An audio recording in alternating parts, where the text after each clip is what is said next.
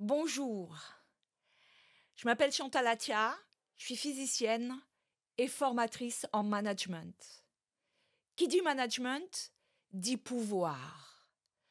On a le pouvoir au gouvernement, on a nous, les citoyens, qui d'ailleurs payons nos députés, nos ministres et le président de la République avec ce que j'appelle notre argent collectif, par nos impôts et nos taxes.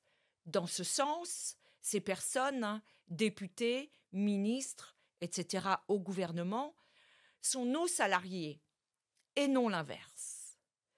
On a les gilets jaunes qui ont été un élément révélateur de ce qui se passe dans notre pays, avec leur demande absolument légitime de subvenir à leurs besoins avec leur travail.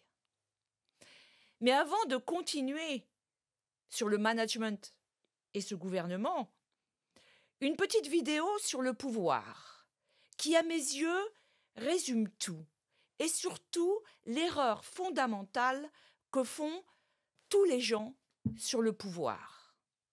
Comme cette femme que vous allez entendre, qui n'a absolument rien compris. Madame Daubonne réclame le pouvoir féminin contre les hommes. Tout pouvoir est mauvais entre les mains de qui que ce soit. Je suis à fond pour que les hommes perdent le pouvoir. Avez-vous entendu ce que dit cette femme? Tout pouvoir est mauvais entre les mains de qui que ce soit. Déjà, ça n'a pas de sens.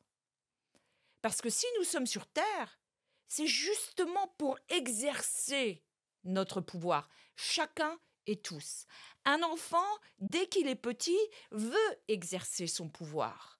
Il dit « Non, laisse-moi faire tout seul, toute seule ». Donc vouloir enlever le pouvoir aux gens, c'est juste un non-sens. Vouloir enlever le pouvoir aux hommes, cela n'a pas de sens. Et là, cette femme qui est une militante féministe, peu de gens le savent, mais militant, ça vient de militaire. C'est-à-dire que cette femme fait la guerre.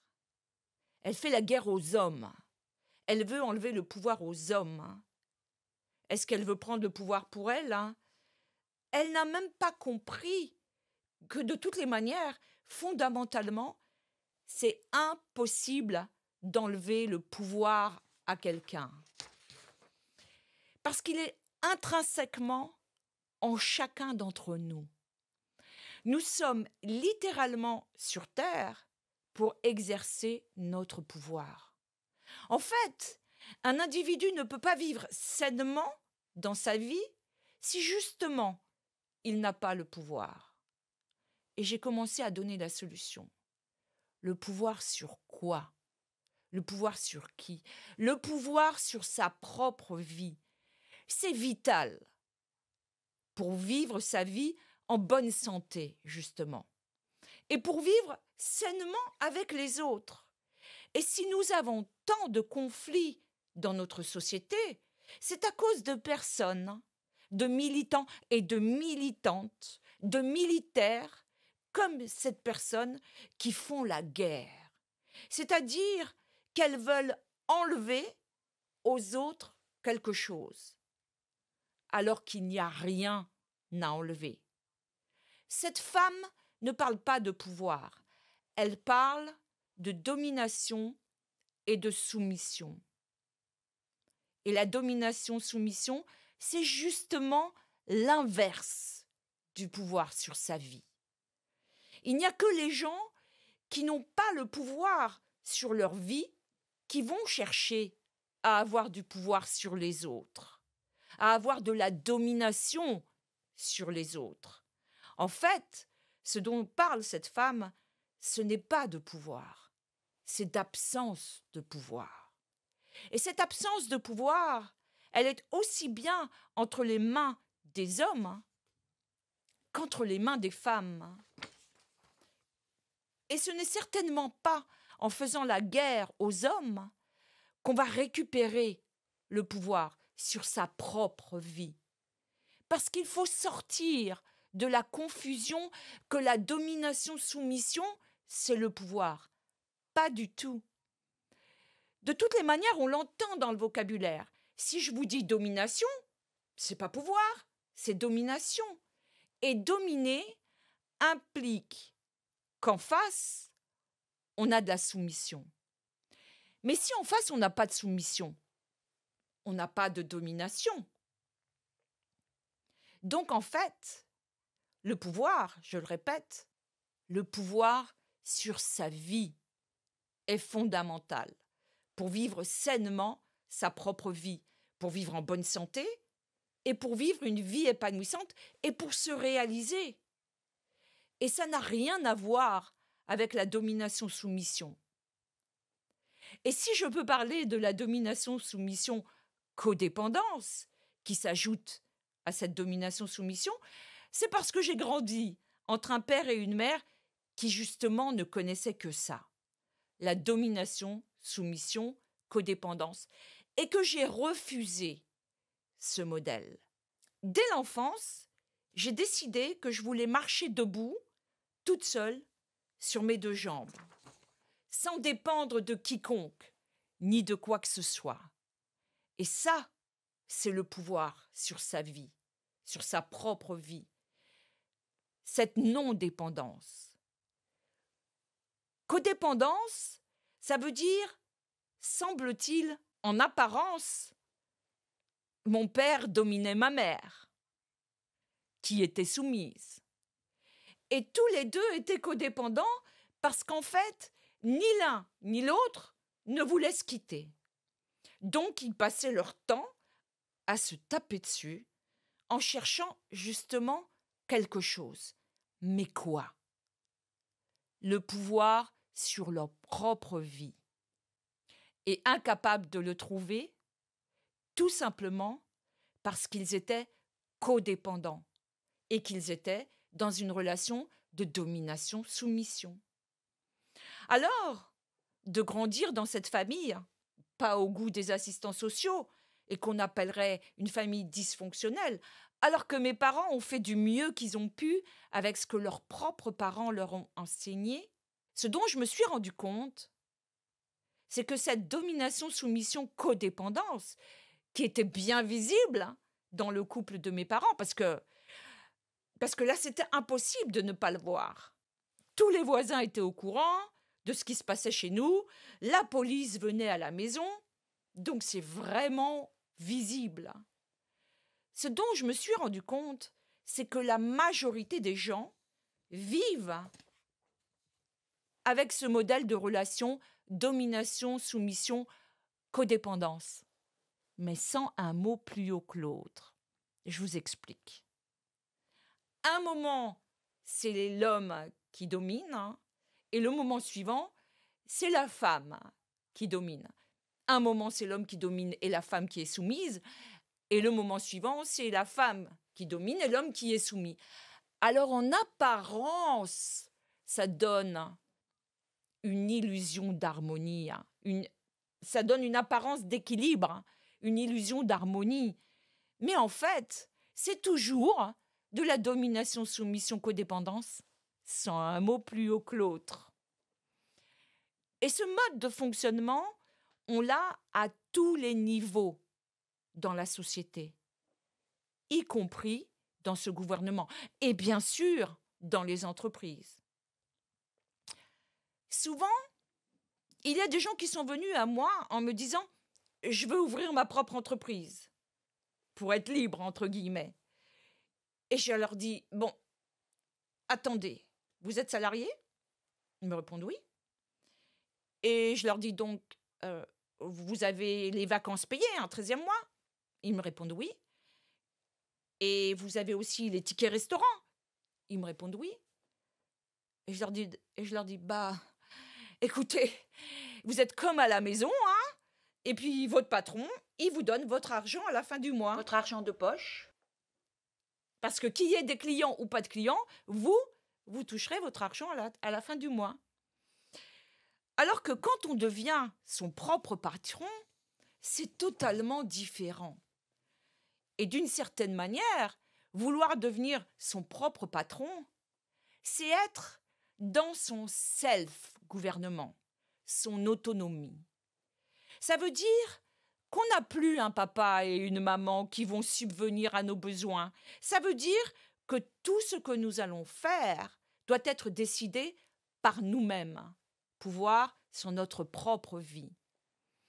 Alors j'encourage vivement les gens à apprendre ce qu'ils ont besoin d'apprendre dans l'environnement de sécurité de leur entreprise, ce qui leur sera nécessaire pour être un chef d'entreprise qui va réussir dans son propre self-gouvernement, dans son autonomie. Ce dont ne se rendent pas compte les salariés, c'est que, qu'il y ait des clients ou pas de clients, ils reçoivent leur salaire à la fin du mois. Par contre, lui, le chef d'entreprise, s'il n'y a pas de clients, c'est lui qui dort mal la nuit. Parce que justement, il ne pourra pas continuer à faire tourner son entreprise.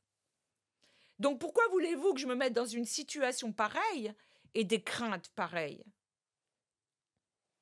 Et c'est justement ce que je voulais comprendre. Et si je suis là en face de vous aujourd'hui, c'est parce que justement, j'ai compris comment vivre, comment être dans le self-gouvernement sans les craintes de manquer. C'est le sujet de tous mes livres. Cette autonomie dont le dictionnaire donne pour synonyme self-gouvernement, qui se gouverne lui-même et qui est tout simplement le rôle des parents. Conduire les enfants vers leur autonomie, qu'ils soient non dépendants, et mettre fin au manque aussi.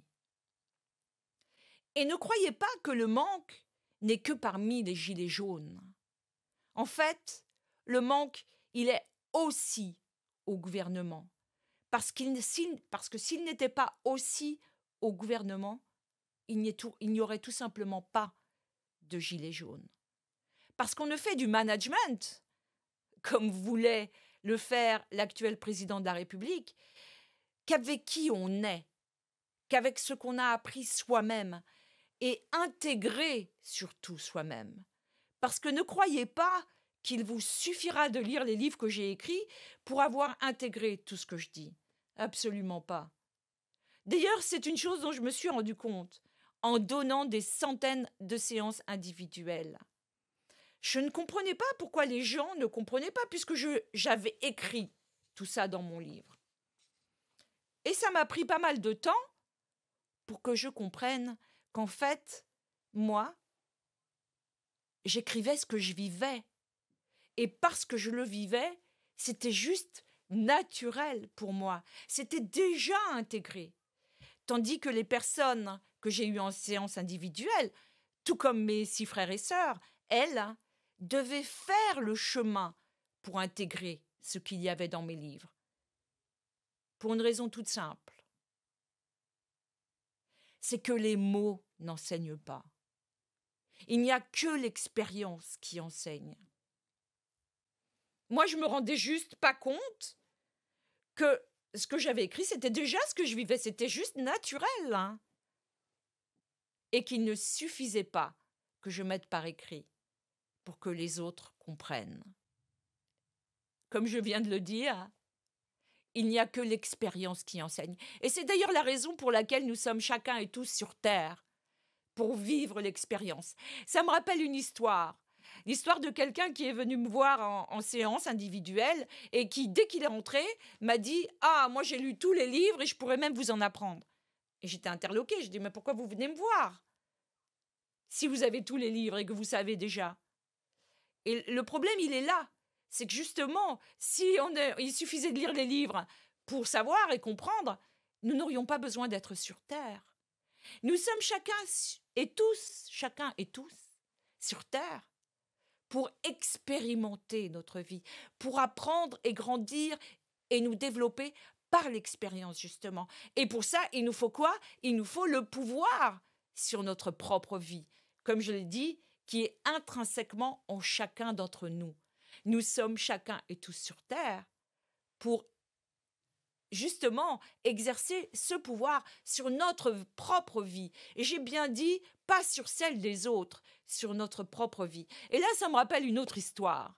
L'histoire de quelqu'un que je n'avais pas vu depuis longtemps, à qui j'ai demandé ce qu'elle devenait, ce qu'elle faisait, et qui m'a répondu, bah en fait, je fais comme toi, je m'occupe des autres. Et là, j'étais interloquée. J'étais interloquée parce que ça voulait dire qu'elle n'avait pas compris qui j'étais. Moi, en face de vous aujourd'hui, comme durant toutes ces années où j'ai donné des séances individuelles, je me suis occupée de moi. J'ai fait mon travail. En fait, si elle m'avait dit, bah, je fais comme toi, je fais mon travail avec intégrité, honnêteté, sans manipuler quiconque, sans tricher, sans utiliser les faiblesses des autres, là, j'aurais dit oui, elle fait comme moi.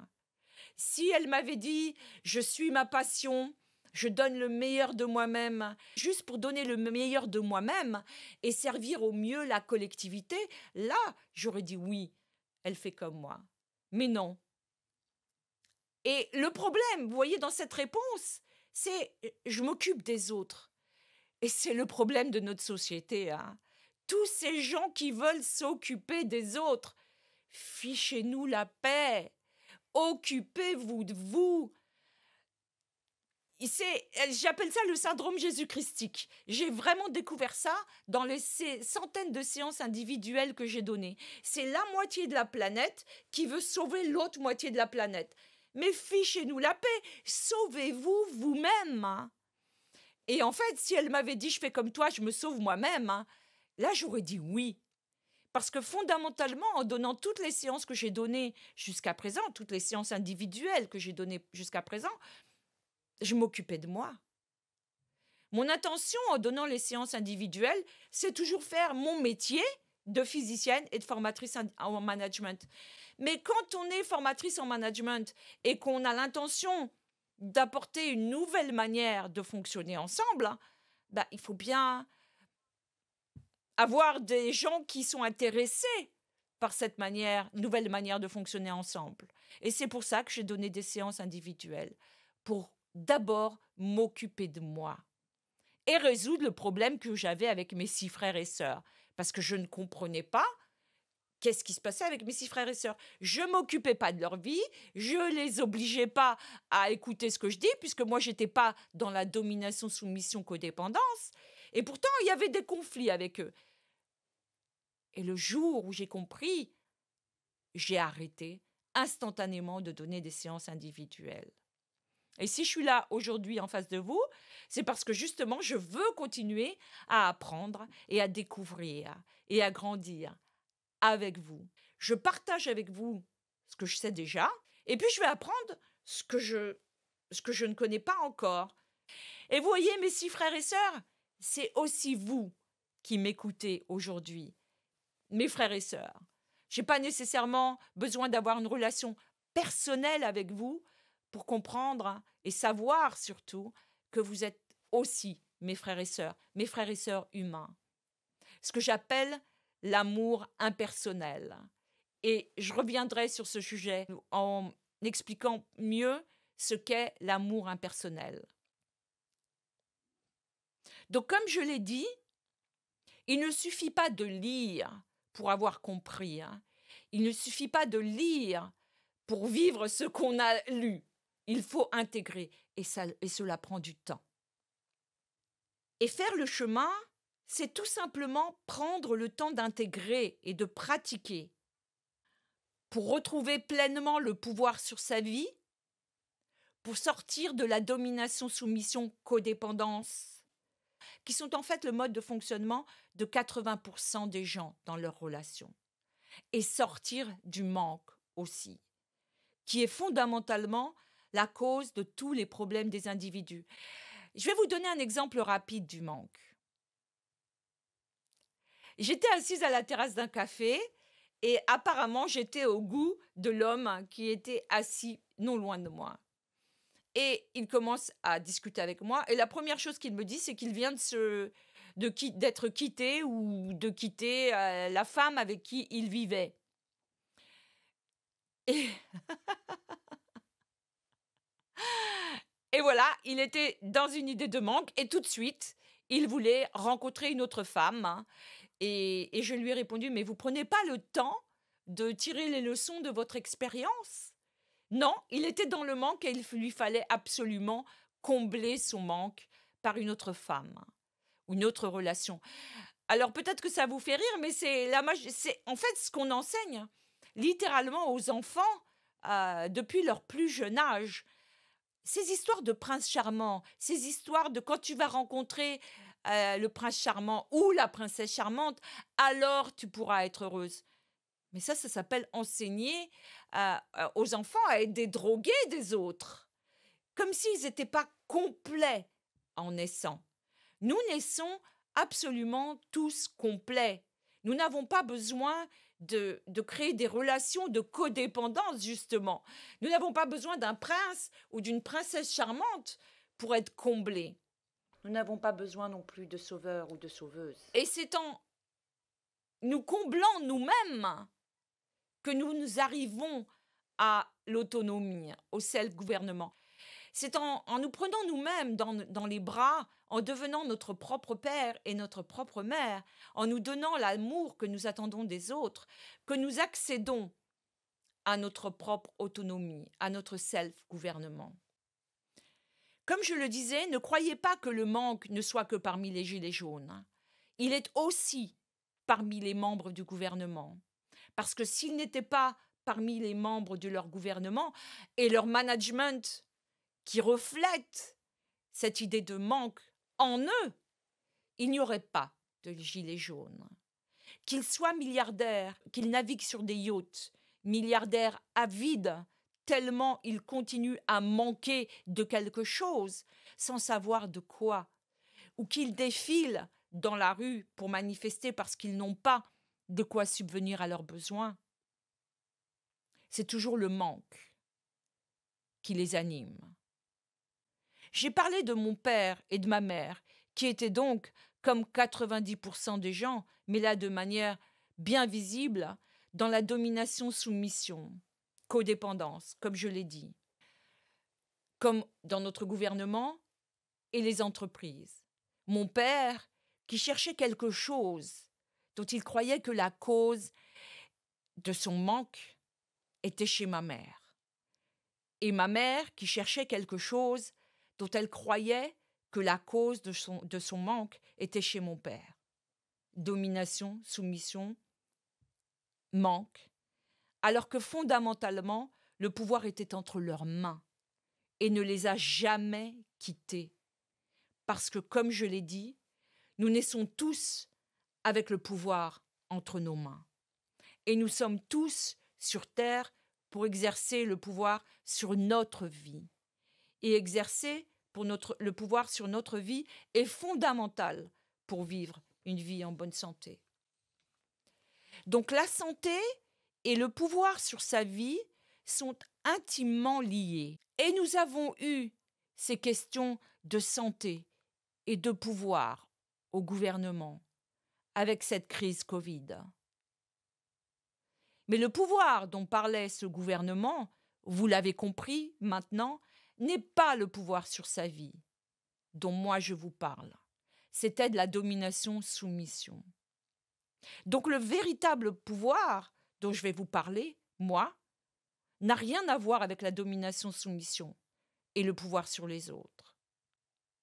D'ailleurs, je vais vous raconter une anecdote. Donc moi, j'écris beaucoup et j'ai besoin d'être dans le silence. Et comme je sais comment fonctionne la structure de l'univers, je vis dans un endroit qui est très silencieux, dont je me réjouis tous les jours et qui me permet d'écrire tranquillement.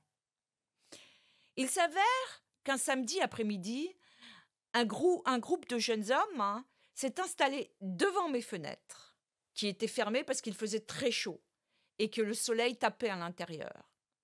Et donc, j'avais baissé les volets pour être à l'ombre. Donc, ils ne savaient pas que j'étais à l'intérieur. Et ils ont commencé à parler, et à parler, et à parler, pour ne rien dire, ce qui est déjà une chose que je n'aime pas.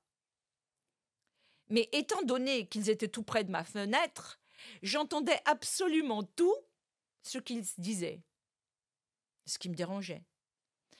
Et je ne sais pas pourquoi, ou plutôt si, je l'ai compris après, sur le moment, alors que je n'ai pas l'habitude de laisser les choses traîner, je n'ai rien dit. Donc ça a duré 1 heure, 2 heures. Et tout le temps qu'il parlait, je m'énervais à l'intérieur. Et puis finalement, j'ai terminé ce que je faisais. Et je suis sortie en m'imaginant que de toutes les manières, il ne serait plus là à mon retour. Et j'ai passé une excellente après-midi, retrouvant rapidement ma paix et ma joie de vivre. Et je me suis félicitée d'avoir trouvé si rapidement ma paix et ma sérénité. Mais en revenant chez moi, plusieurs heures plus tard, ils étaient toujours là, à parler. Et là, je leur ai dit de se déplacer, de changer de place, parce que j'avais été importunée tout l'après-midi. Et un des jeunes hommes m'a dit « Vous nous parlez mal ». En fait, je leur ai parlé très correctement, mais eux, ils ne s'étaient pas rendus compte que moi, j'avais supporté leur blabla, blablabla, blablabla, pour ne rien dire, tout l'après-midi. J'ai même été capable de leur dire « Vous avez dit ça et ça ». Et que la colère commençait à monter en moi. La colère qui n'est pas mauvaise en soi, parce qu'elle indique justement qu'il y a quelque chose à faire pour ne plus être en colère. Mais pas demain, pas dans 10 ans ou 50 ans, dans l'instant, ce que j'avais pas fait cette fois-ci. Tout ça est très clairement développé dans mon premier livre, Réaliser l'union, dont je vous parlerai tout à l'heure. Qu'il n'y a aucune émotion qui ne soit mauvaise. Et je le répète, il n'y a aucune émotion qui ne soit mauvaise. En fait, notre corps est parfaitement conçu pour justement fonctionner avec toutes ces émotions qui toutes ont une raison d'être. Mais bon, j'y reviendrai quand je vous parlerai de mon livre. Mais bon, là, je ne l'avais pas très bien géré. Puisqu'au lieu de prendre la situation dès le début, je l'avais laissé s'installer. Au lieu de prendre ma colère dès le début, pour corriger tout ça tout de suite, je l'avais laissé installer. Bon, du coup, quand je leur ai parlé, ils se sont déplacés. Et le lendemain, incroyablement, l'un des jeunes hommes me salue d'un « Bonjour, capitaine ». Et moi, j'étais interloquée. Il a dit « Quels ordres vous allez nous donner aujourd'hui ?» En aucun cas, je ne voulais donner d'ordre à personne.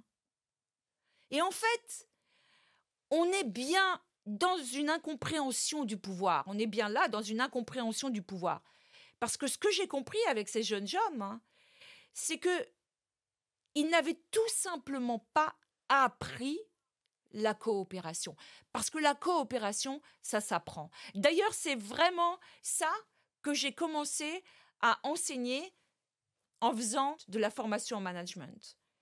Méthode de résolution de problèmes et animation de groupe, pour justement apprendre à travailler ensemble. Parce que c'est ça la coopération. C'est vivre ensemble en harmonie. Pour ces jeunes hommes qui n'avaient pas appris la coopération, pour eux, le simple fait que je leur demande juste de se déplacer pour que je puisse être tranquille, c'était leur donner un ordre. Mais pas du tout. C'est de la coopération. Et c'est à ce moment-là que je leur ai dit, écoutez, moi, ça ne m'intéresse absolument pas d'avoir du pouvoir sur les autres. Mais vraiment, ça ne m'a jamais intéressé. Moi, ce que je veux, c'est avoir du pouvoir sur ma vie. C'est ça qui m'intéresse. Ce jeune homme, lui, il me disait, vous avez du pouvoir sur moi, et moi, je sentais la tienne, je serai son capitaine. Mais ça ne m'intéresse pas du tout. Je leur ai dit, le pouvoir sur les autres ne m'intéresse pas du tout.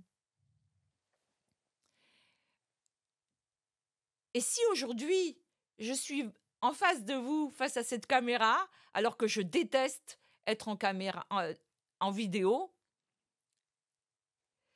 si je veux avoir de l'influence sur ce qui se passe dans la collectivité, c'est tout simplement parce que je fais partie de cette collectivité, pour être qui je suis justement, et apporter ma contribution en faisant mon travail, en m'occupant de moi.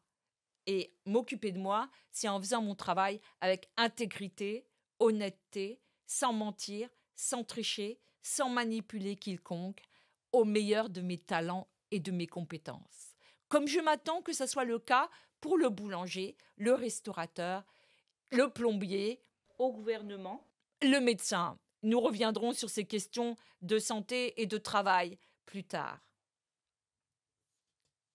Donc oui, si je suis en face de vous aujourd'hui, c'est pour continuer à me réaliser, continuer à exercer le pouvoir sur ma propre vie, continuer à créer ma vie, continuer à suivre ma passion, continuer à utiliser mes talents et mes compétences au service de la collectivité, comme je l'ai toujours fait. Alors oui, si cette personne que j'ai rencontrée m'avait dit « je fais comme toi, j'utilise mes talents et compétences au service de la collectivité », là j'aurais dit oui. Ça s'appelle juste faire mon métier. Ce qui m'a... Je n'étais pas contente de moi parce que je me suis dit, voilà, je n'ai pas fait cette réponse à cette personne. Alors j'ai pensé que je lui avais menti. Du coup, j'ai revérifié la réponse que je lui ai donnée. Et j'ai vérifié que je n'avais pas menti. J'avais juste fait une réponse décalée. Mais cette réponse décalée n'était pas pleinement moi. Donc, moi, ici, en face de vous, je suis juste en train de suivre ma passion et continuer à exercer le pouvoir sur ma propre vie. Hein. Et si ce que je dis ne plaît pas, je m'en fous complètement. Je n'ai pas besoin de faire la guerre. Et je n'ai pas besoin de convaincre quiconque non plus. D'ailleurs, ce mot est très intéressant parce que dans convaincre, il y a vaincre. Et c'est faire la guerre. Je n'ai pas besoin d'être militante, militaire. Je m'en fous complètement. Ah, j'en ai oublié un. Je n'ai pas besoin de prêcher non plus. Ça me fait penser à cet homme que j'ai rencontré un jour au hall, qui voulait absolument me convaincre de croire en ce qu'il croyait. Et à qui j'ai dit « Mais je m'en fous, croyez ce que vous voulez ». Et qui, au lieu de me laisser tranquille, continuait à insister, à vouloir me convaincre que la Terre a été créée en 6 jours, plus un jour de repos pour le grand travailleur en chef, et que la femelle sortait de la côte du mâle. Mais croyez ce que vous voulez, cherchez à m'obliger à croire ce qu'il croit, ce qu'il croyait, ce qu'il croit, non, toujours. Ça s'appelle utiliser la force. Et c'est ce que sont les prêcheurs. Et je m'en fous complètement. Vous savez pourquoi ? Parce que je sais qu'il y aura toujours des personnes qui voudront entendre ce que j'ai à apporter. Parce que du seul fait que je sois à l'existence, il existe obligatoirement des gens qui ont envie de recevoir le cadeau de ce que j'ai à exprimer. Le cadeau que je peux être pour eux. C'est comme la pièce de monnaie, avec ses deux côtés, pile et face. Si vous avez quelque chose à exprimer en vous, à partager de vous, il y a obligatoirement quelqu'un qui est là pour recevoir. Pas besoin de domination, soumission, codépendance, même sans un mot plus haut que l'autre. Pas besoin. Pas besoin de manipuler, pas besoin de tricher, juste être qui on est. Assumer le pouvoir sur sa vie et exprimer qui on est. Et laisser les autres libres de ce qu'ils veulent recevoir. Et c'est ainsi que j'ai répondu à ces jeunes hommes. Moi, ce qui m'intéresse, c'est le pouvoir sur ma vie, pas le pouvoir sur les autres. Alors je m'attendais à ce que ces jeunes gens me disent « Comment fait-on pour avoir du pouvoir sur sa vie ?» Mais pas du tout. En fait, ça ne les intéressait pas d'avoir du pouvoir sur leur vie.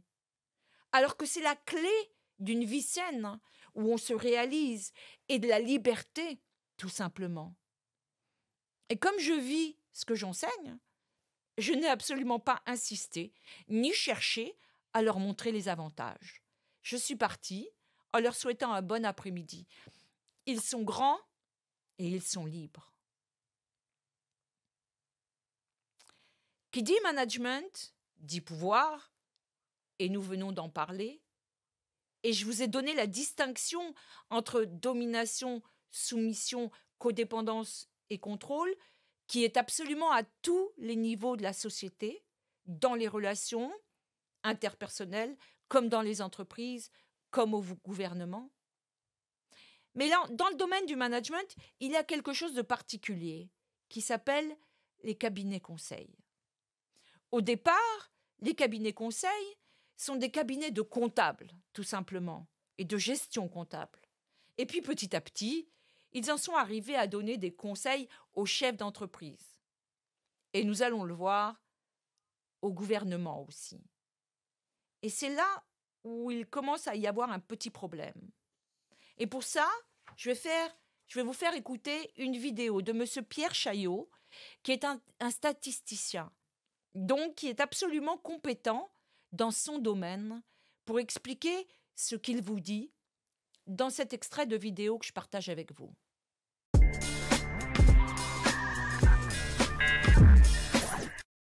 Le 20 mars 2022, l'association Bon Sens et le collectif des syndicats et associations professionnelles européens, le CSAPE, avec pour avocat maître Martine Baheux, ont déposé plainte devant le pôle financier du tribunal judiciaire de Paris. Les plaignants relèvent les liens entre le président du Conseil constitutionnel avec le cabinet de conseil McKinsey par son propre fils, ainsi que les liens entre ce même cabinet et l'État. Ces liens entachent aussi bien l'écriture de toutes les lois d'exception depuis le début de la crise Covid-19 que leur validation par le Conseil constitutionnel. Enfin, la plainte concerne également une atteinte aux intérêts supérieurs de la nation, de par des actes d'intelligence de responsables publics avec une puissance étrangère, la société McKinsey France, elle-même filiale de McKinsey Inc., une société américaine. Cette plainte fait suite à la commission d'enquête du Sénat sur l'influence croissante des cabinets de conseil privés sur les politiques publiques. On y apprend que les sociétés de conseil, et en particulier McKinsey, sont au centre du monde de l'industrie et de la finance américain. Tous leurs fameux conseils ont pour finalité d'enrichir ces entreprises américaines. Et les grands médias français, complices et bénéficiaires de la situation, font semblant de croire que ces cabinets sont embauchés pour des raisons idéologiques. Les indices à notre disposition montrent plutôt un immense pillage en bande organisée, dont les principaux bénéficiaires, français comme étrangers, sont clairement identifiés. Alors les cabinets conseils sont des entreprises comme les autres, à savoir qu'elles veulent gagner de l'argent, qu'elles veulent des clients. Et je ne me souviens plus si je vous ai déjà dit qu'à créer sa propre entreprise, c'est se demander si on aura des clients. Alors vraiment, quand on commence à conseiller des gouvernements, c'est comme si on était sur du velours. Parce que de l'argent, il y en aura toujours, puisque nous, les citoyens, nous travaillerons toujours. Et il y aura toujours nos taxes et nos impôts. Et ces cabinets conseils font ce qu'on leur demande de faire aussi. Dans cette vidéo de M. Pierre Chaillot, ce dont on parle fondamentalement, c'est de malhonnêteté et littéralement du racket sur notre argent collectif, comme je l'ai appelé, issu de notre travail, de nos talents, de nos compétences que nous mettons au service de la collectivité. Et là encore, comme tout à l'heure dans l'idée de domination-soumission, qui ne serait qu'au gouvernement et pas ailleurs dans la société, alors qu'en fait c'est toute la société qui fonctionne sur cette base de domination-soumission, on pourrait croire que la malhonnêteté n'est que au gouvernement, alors qu'en fait, elle est à tous les niveaux dans la société. Oui, il faut changer ce mode de fonctionnement au gouvernement, il ne fait aucun doute. Mais avant de changer quoi que ce soit au gouvernement, il s'agit d'abord de nous changer nous-mêmes, pour avoir un gouvernement qui reflète notre intégrité, notre honnêteté, notre désir de participer à la collectivité au meilleur de nous-mêmes, au service de la collectivité. Autrement dit, il nous appartient individuellement de devenir autonomes, de ne plus être dans la domination-soumission, ni dans la codépendance. Il nous appartient individuellement d'être dans notre self-gouvernement, pour avoir un gouvernement justement qui reflète notre autonomie et notre intégrité et notre non-dépendance. En quelque sorte, puisque ce gouvernement qui est dans un modèle de fonctionnement de domination-soumission a embauché des cabinets conseils et de formation pour le conseiller, je vous propose d'être votre cabinet de formation et de conseil, ou plutôt notre cabinet de conseil et de formation, à nous, les citoyens, de tous les niveaux sociaux, peu importe. Et si je dis notre, c'est pour que nous grandissions tous ensemble, pour continuer à suivre ma passion et à suivre ma joie et à suivre mon enthousiasme et à me réaliser en utilisant mes talents et mes compétences au service de la collectivité, de toute la collectivité, peu importe le statut social, le compte en banque, le niveau d'études ou la couleur de peau. Je vous propose donc d'être notre cabinet de formation et de conseil, à nous, les gens d'en bas, comme nous sommes appelés par ceux qui devraient être à notre service et que nous payons avec nos impôts et taxes, comme en témoigne cet extrait de vidéo du discours de notre Premier ministre, dont, je le rappelle, le mode de fonctionnement est domination-soumission, codépendance et contrôle. Voici ce qu'a dit notre Premier ministre. Et le gouvernement n'aura pas la prétention de croire que la science infuse vient seulement de lui. J'ai appris dans ma longue vie publique que les bonnes idées venaient de partout, d'ailleurs, souvent des gens les plus modestes ou les plus simples, quand on prend le soin de les écouter. Et j'ai bien des exemples en tête de progrès, petits ou grands, qui ont été accomplis grâce à des idées, de bonnes solutions apportées par les gens d'en bas. Pour cette personne, il n'y a pas les citoyens français. Il y a les gens d'en haut et des gens d'en bas. Mais quel mépris! Vous pouvez être certain que cette personne ne sait pas ce que veut dire respecter, ni se respecter soi-même. D'ailleurs, ça, c'est le sujet de mon dernier livre. Vous pouvez être certain que cette personne est dans un mode de fonctionnement de domination, soumission, contrôle. Et vous devez vous demander, mais comment on fait dans ces cas-là? En ce qui me concerne, avant cette fameuse crise de 2020, je croyais sincèrement que je vivais dans une démocratie. Et quand je suis sortie manifester avec les Gilets jaunes, essentiellement pour informer sur des questions scientifiques, puisque c'est ma formation, j'ai manifesté en considérant que c'était un outil démocratique pour montrer à ce gouvernement que nous n'étions pas satisfaits. Mais quand j'ai vu que cela ne fonctionnait pas, qu'au contraire, les citoyens français ne recevaient que mépris, alors j'ai compris que depuis longtemps, je ne vivais plus dans une démocratie. Je ne sais même pas si un jour, nous avons vécu dans une démocratie. Et je vais vous faire écouter un extrait de l'historienne Marion Rigaud qui explique comment la Révolution française est en fait une révolution de financiers qui n'avait rien à voir avec la liberté des citoyens. La Révolution française, c'est la victoire de ces gens-là. Et à l'heure actuelle, le monde dans lequel nous vivons, c'est simplement la suite logique de cette révolution-là. C'est la révolution des Lumières. On a remplacé le bien commun par la recherche de profit. Point. Qu'est-ce qui est bien, c'est ce qui rapporte. Alors qu'avant, qu'est-ce qui est bien? C'est ce qui est bien pour tout le monde. Et à partir de la Révolution, le peuple a perdu la main. À partir de la Révolution, il n'y a plus de politique, il n'y a plus que de la finance. Les émeutes éclatent absolument partout en France et il y a une assemblée générale de police qui se tient au Parlement en 1768 où un magistrat dit « Une foule d'écrivains qui n'a ni la mission ni le pouvoir d'exprimer la volonté publique prétend être son organe en exaltant le système le plus incongru au sujet de sa subsistance. » C'est incongru. On n'a jamais vu qu'on allait augmenter la richesse de tout le monde en ruinant les uns pour enrichir les autres. C'est n'importe quoi. Fin 1769, la dette continue de se creuser parce que vous avez bien compris que c'est pas parce qu'il y a des émeutes partout que brusquement le roi va faire rentrer de l'argent en veux tu en voilà et qu'il va solder la dette. Ce que le système libéral a enrichi, ce sont des marchands qui de toute façon ne sont pas assujettis aux impôts dont il est question et au niveau de la population des campagnes, la population des campagnes, elles se sont juste appauvries, elles se sont pas du tout enrichies. Elles se sont pas du tout enrichies. Vous savez ce qu'il a fait Turgot? Il a fait récupérer le manque à gagner entre le prix qu'aurait voulu le marchand et le prix taxé et il a obligé certains villages à payer la différence pour dédommager le marchand. Parce que faire crever de faim les gens, c'est pas grave, mais empêcher un marchand de faire son juste profit, ça mérite réparation. Vous vous rendez compte? Vous vous rendez compte? Mais monsieur le ministre, comment vont faire les pauvres gens? Vous savez ce qu'il a répondu? Il a dit: «L'ouvrier gagnera toujours assez pour se nourrir. C'est sa femme et ses enfants qu'il ne peut plus nourrir et qu'elle les mettre au boulot». 2 mai 1775. Qui a inventé le travail des enfants? Turgot. Turgot.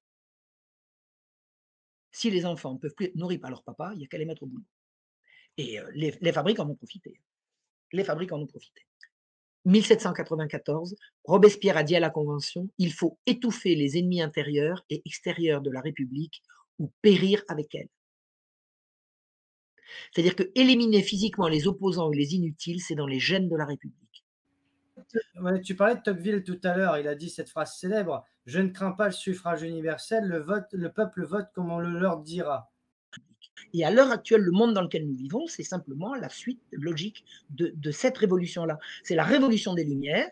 On a remplacé le bien commun par la recherche de profit. Point. Point. Qu'est-ce qui est bien, c'est ce qui rapporte. Alors qu'avant, qu'est-ce qui est bien? C'est ce qui est bien pour tout le monde. Et à partir de la Révolution, le peuple a perdu la main. À partir de la Révolution, il n'y a plus de politique, il n'y a plus que de la finance. On a l'impression qu'aujourd'hui, en 2015, vous nous dites que l'homme politique ne sert plus à rien. Non. Ça fait longtemps que l'homme politique a perdu le pouvoir au profit des grandes banques. Le consortium des grandes banques systémiques a pris le commandement de la planète sur l'organisation financière. Résultat, la crise.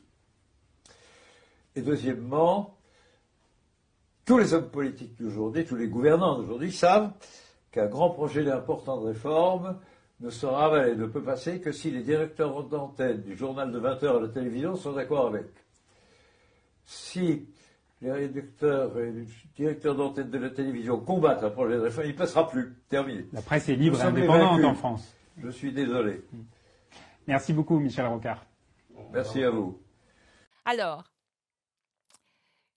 vous vous demandez comment fait-on quand les lois qui sont là pour protéger les uns et les autres vont à l'encontre du bien-être fondamental des individus et vont à l'encontre du respect fondamental auquel chacun et tous a droit dans notre société. Comment on fait? Je peux juste vous dire ce que moi je fais. Évidemment, vous n'êtes pas censé voler, tricher, tuer, évidemment. Et moi, je suis une personne qui ne ment pas, qui ne vole pas, qui ne triche pas. Donc, dans ce sens, je n'ai pas besoin des lois humaines. Et la différence entre les lois humaines et les lois de l'univers, c'est que les lois humaines dépendent de l'époque. Et vous le voyez aujourd'hui, il y a quelques siècles seulement, les lois humaines n'étaient pas du tout les mêmes que celles que nous avons aujourd'hui. Donc les lois humaines, elles dépendent du lieu, de l'époque, elles dépendent même des individus qui ont défini ces lois. La différence avec les lois de l'univers, c'est que d'abord, elles ne dépendent pas de l'individu. Il n'y a pas la loi Napoléon ou la loi Louis XV, la loi X ou Y. Les lois de l'univers sont les lois de l'univers. Elles sont indépendantes du temps et de l'espace. Ça veut dire qu'elles sont les mêmes 2000 ans avant Jésus-Christ ou dans 3000 ans, ça sera toujours les mêmes. Et surtout, elles sont universelles. Ça veut dire qu'elles s'appliquent à chacun et tous sans exception, qu'on soit riche, qu'on soit pauvre, qu'on soit en bonne santé, qu'on soit malade, c'est pour tout le monde les mêmes. Et c'est pour ça que j'ai commencé cette présentation en vous disant je suis physicienne. Parce que pour parler des lois de l'univers, il faut quand même avoir une formation scientifique. Donc, j'en profite pour dire que non, la Terre n'est pas plate. Maintenant, si vous voulez croire que la Terre est plate, je m'en fous complètement. Croyez ce que vous voulez. Moi, ce qui m'intéresse, et là, moi, en face de vous, je parle aux gens qui sont attirés par ce que j'ai à dire et qui veulent recevoir ce que j'ai à dire. Et par la scientifique que je suis. Mais pour continuer sur cette idée de la Terre est plate, un jour, quelqu'un qui voulait me convaincre ou convaincre je ne sais qui que la Terre était plate, je lui ai dit, mais écoute, lève les yeux vers le ciel et regarde la Lune. Et tu vois qu'elle est ronde. Pourquoi voudrais-tu que la Terre soit différente? Et puis il a continué à insister et il ne voulait toujours pas croire les scientifiques. Alors à ce moment-là, je lui ai dit, écoute, puisque tu ne veux pas écouter les scientifiques, tu n'as qu'à refaire toutes les démonstrations scientifiques qui ont été faites depuis que les scientifiques ont observé l'univers pour arriver par toi-même à la conclusion que la Terre est ronde. La science, par définition, est coopération.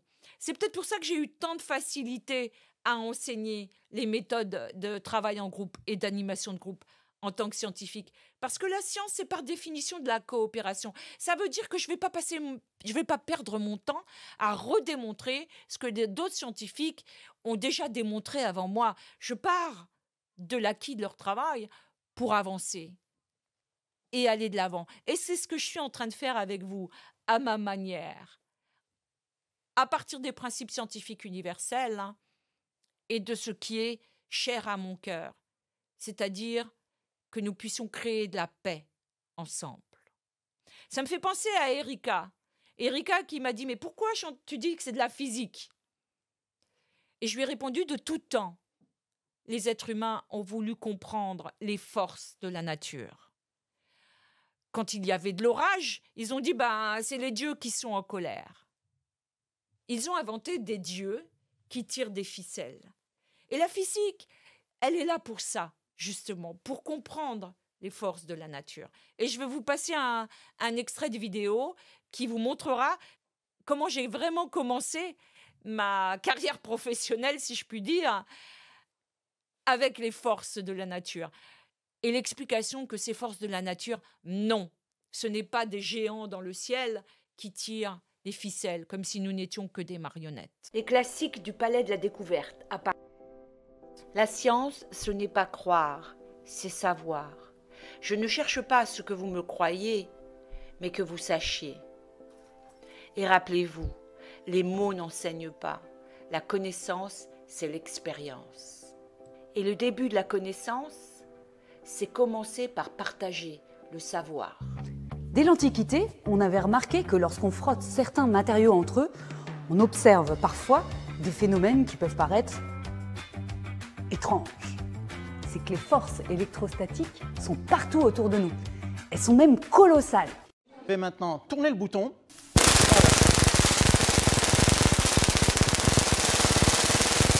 Je disais tout à l'heure, la matière de manière générale est formée de charges électriques positives, négatives, autant de plus que de moins. Mon doigt est neutre, la rambarde est neutre pour le moment, le plateau est neutre, et l'air qui est devant moi est également neutre. Elle est neutre, le plateau est neutre. On va rompre cette neutralité grâce à la machine qui va déposer un tout petit peu d'électrons supplémentaires, 100 000 milliards d'électrons de plus sur ton corps. Les cheveux vont se dresser sur la tête parce qu'ils seront repoussés par la tête négative, et entre eux aussi ils vont se repousser parce qu'ils seront eux-mêmes tous négatifs. Les cheveux conduisent un peu quand même l'électricité. Voilà, je tourne le bouton, j'applique la tension. Les cheveux vont commencer à se dresser sur la tête. Il faudrait secouer un peu la tête. Voilà, très bien, c'est bon, ça suffit. Les deux mains alors sur la rambarde, voilà. Voilà. L'électromagnétisme. Donc regardez bien, je place mon plateau ici. Le champ magnétique, il va faire ça. Il va créer dans le plateau ici l'apparition d'un courant induit qui va varier avec la même fréquence. Et ce courant va produire son champ magnétique qui va toujours s'opposer à celui-là.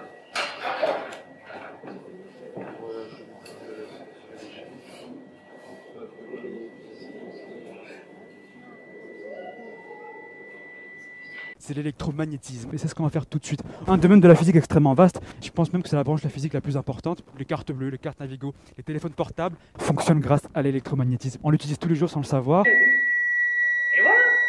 Et maintenant, j'ai un plateau volant. Voilà, il y a un bruit, un son qu'on n'entendait pas tout à l'heure. On entend ici. Pourquoi? Parce que le plateau, il reste pas gentiment comme ceci. Le plateau, ce qu'il fait, il fait ça. Il fait ça 2000 fois par seconde. Tiens, pourquoi 2000? Alors les plus grands, vous allez comprendre. On a un courant alternatif. Un courant alternatif, ça veut dire qu'au cours d'une période, il passe une fois, 2 fois par zéro. Comme il y aura au cours d'une seconde 1000 périodes, eh ben, il va donc passer 2000 fois par zéro en une seconde. Donc le plateau va vibrer à 2000 Hz, l'air se met en vibration à 2000 Hz, ça vous donne un son aigu. Mon anneau ici, qu'est-ce qu'il faisait? Il vibrait sur place à 100 Hz. Mais simplement 100 Hz, l'oreille d'être humain l'entend mal, et ça fait la forme d'un haut-parleur. Donc l'air mis en vibration était très faible. Là, la quantité d'air mise en vibration est grande, c'est un haut-parleur à 2000 Hz. C'est bon pour tout le monde? Bon. Alors regardez bien.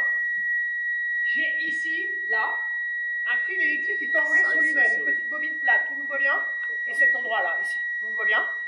Donc les deux extrémités du fil sont reliées aux petites ampoules, vous voyez, qui sont placées en parallèle les unes avec les autres. On a un circuit électrique fermé. Donc ça veut dire, si je prends un aimant, je fais ça, je crée une variation de champ magnétique, je produis un courant induit, ce courant induit en traversant les lampes, éventuellement, pourrait produire de la lumière. Mais ici, moi, j'ai pas besoin d'aimant. Le champ magnétique, il est là, vous êtes d'accord ou pas? Donc si ces lignes de champ magnétique traversent la surface ici, résultat, ça s'allume. Alors, en fait, ce qui est important, c'est qu'il faut que les lignes traversent. Parce que si les lignes ne traversent pas, ça ne marche pas. Hein, les lignes, elles sont comme ça. Donc si les lignes ne traversent pas ici, ça ne marche pas. Plus il y aura de lignes qui traverseront la surface du circuit, plus ça sera efficace. Regardez bien. Vous voyez? Voilà. Donc là, j'ai l'intensité maximale parce que j'ai le maximum de lignes qui traversent. Où est le champ magnétique? Partout, vous êtes d'accord ou pas? Donc je peux tourner autour. D'accord, hein, pour tout le monde. Puis bien entendu, ça marche également ici. Puisque le champ magnétique, il fait ça. Vous êtes d'accord ou pas? Donc voilà. J'ai un plateau volant. C'est bon pour tout le monde? Le plateau, il est chauffé parce qu'en ce moment, dans le plateau, il y a un courant électrique qui traverse. C'est le courant qui est dans le plateau qui chauffe le plateau. Vous avez le principe de la plaque induction. C'est ça la plaque induction. La plaque induction, c'est une bobine. Et si vous mettez votre main dessus, ça sera froid. Si vous mettez sur votre plaque un plat dont le fond est conducteur d'électricité, sous l'influence de la variation du champ magnétique, ça va créer dans le plat l'apparition d'un courant électrique, et c'est le courant électrique qui traverse le plat qui chauffe le plat. La matière. En ce moment, dans le bout de mon doigt, il y a des milliards et des milliards de protons, des milliards et des milliards d'électrons. Les protons, d'abord, on les appelle charges électriques positives. Les électrons, charges électriques négatives. On dira qu'il y a autant de plus que de moins. Les répulsions et les attractions se compensent tout juste. Et on peut dire qu'à notre échelle, si un phénomène ne relève pas de la gravitation, c'est-à-dire la chute des cornes, un objet qui tombe, si ça ne relève pas de la gravitation, c'est que ça relève de phénomènes électrostatiques ou peut-être électriques de manière plus générale. Mais j'ai répondu à Erika, à partir d'un certain niveau de compréhension scientifique, il n'y a plus d'équation. Parce que l'équation, c'est vous. Voilà pourquoi, à partir d'un certain niveau de compréhension scientifique, on en vient à ce que j'essaye d'expliquer dans mes livres et que je veux essayer de vous expliquer durant tous ces moments que nous passerons ensemble avec vous, en toute liberté. Ça veut dire que s'il y a des gens qui n'aiment pas ce que je dis, je m'en fous, je parle aux gens qui veulent recevoir ce que j'ai à dire. Donc aujourd'hui, ce dont nous avons parlé, c'est de la différence entre domination-soumission, qui n'a rien à voir avec le véritable pouvoir, qui est le pouvoir sur sa vie. Nous avons dit qu'en fait, on ne peut pas enlever le pouvoir à quelqu'un parce qu'il est intrinsèquement en chacun d'entre nous et que nous avons absolument besoin de ce pouvoir et que nous sommes même sur Terre pour exercer ce pouvoir sur notre vie et que nous sommes sur Terre pour expérimenter et apprendre par l'expérience. Nous avons vu que pour être en bonne santé, nous avons besoin de pouvoir exercer ce pouvoir sur notre vie. Et nous avons vu aussi que 80% des relations sont en fait de la domination, soumission, codépendance, sans un mot plus haut que l'autre. Nous avons vu que de tout temps, les humains ont voulu comprendre les forces de la nature et que c'est justement le rôle de la physique d'expliquer ces forces de la nature. Donc nous allons voir ensemble ces lois universelles qui s'appliquent à tout le monde, sans exception. Qu'on soit président de la République ou SDF, qu'on soit gilet jaune ou qu'on navigue sur un yacht avec 3 piscines. Et je prends cet exemple parce que quand j'ai lu qu'il y avait un milliardaire qui avait un yacht avec 3 piscines, j'ai éclaté de rire. Mais qu'est-ce que tu veux faire avec 3 piscines? Qui plus est, avec des kilomètres cubes, des kilomètres d'océan autour de toi. Le type, il a un yacht avec 3 piscines au milieu de la mer.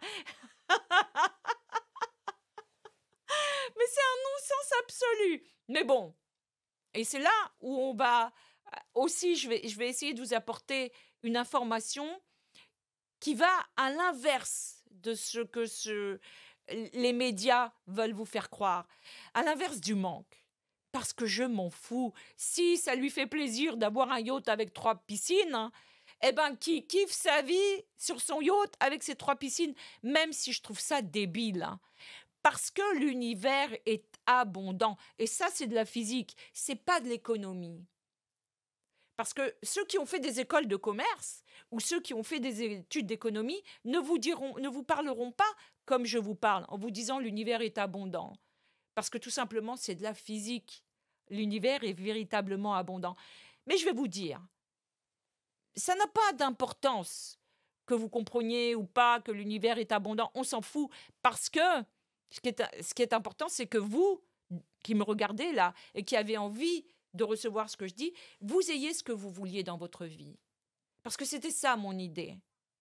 Je me disais, si j'apprends aux gens à avoir tout ce qu'ils veulent dans leur vie, si je permets aux gens d'avoir tout ce qu'ils veulent dans leur vie, alors il n'y aura plus de guerre. Non, la première idée que j'ai eue, c'est si j'apprends aux gens à travailler ensemble, alors il y aura la paix.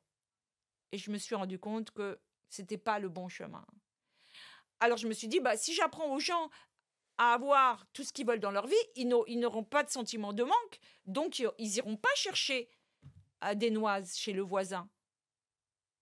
Et je me suis rendu compte que ce n'était pas la bonne manière. En donnant les centaines de séances individuelles, parce que justement, j'ai accompagné des personnes pour avoir tout dans leur vie. Et il y en a plusieurs qui me connaissent, qui ont véritablement tout dans leur vie. Et pourtant, une de ces personnes que j'ai accompagnée pour des problèmes importants dans sa vie et qui aujourd'hui a tout, était incapable juste de me dire merci. Un vrai sentiment de gratitude. Et là, j'ai compris. Non. Ce n'est même pas quand on a tout dans sa vie qu'on a la paix. Parce que ce que j'ai compris avec cette personne, c'est qu'elle ne comprenait pas l'amour impersonnel. L'amour impersonnel, c'est l'amour avec lequel je suis née. Pour moi, c'était juste normal, puisque c'était le seul amour que je connaissais. Et je vous expliquerai comment j'ai fini par comprendre cette distinction entre l'amour personnel, l'amour impersonnel et ce que j'appelle l'amour inconditionnel de l'univers. Et l'amour impersonnel qui permet de comprendre l'amour inconditionnel, c'est-à-dire sans condition. Sans condition, ça veut dire que l'univers vous aime. Que vous soyez riche, que vous soyez pauvre, que vous soyez en bonne santé, que vous soyez malade, l'univers ne juge pas.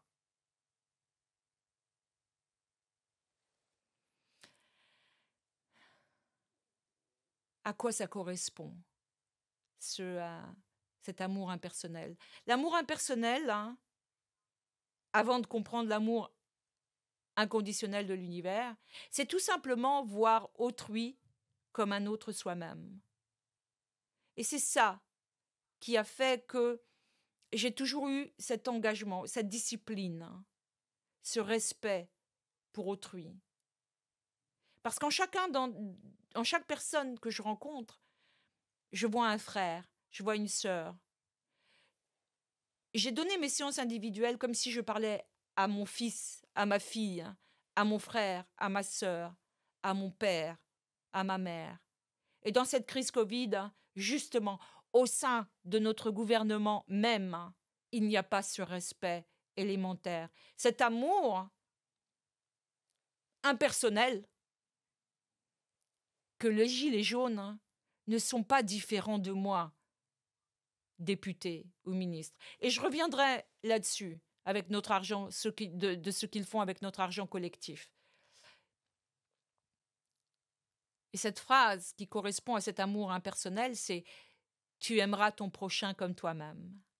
Je vous remercie de votre attention. C'était un plaisir pour moi d'être en face de vous aujourd'hui. C'était un défi, mais voyez-vous, dans la vie, il faut se mettre dans les conditions de ce qu'on veut réaliser et pas attendre que quelqu'un... Ah, ça me fait penser à d'autres histoires. En fait, j'ai plein d'histoires à vous raconter.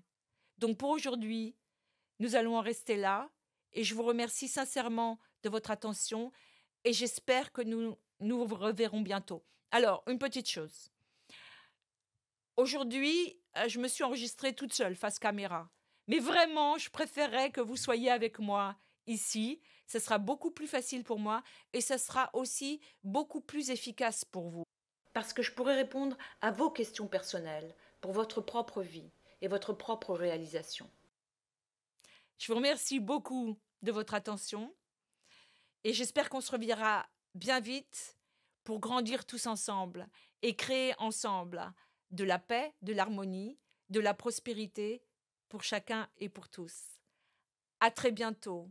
Merci.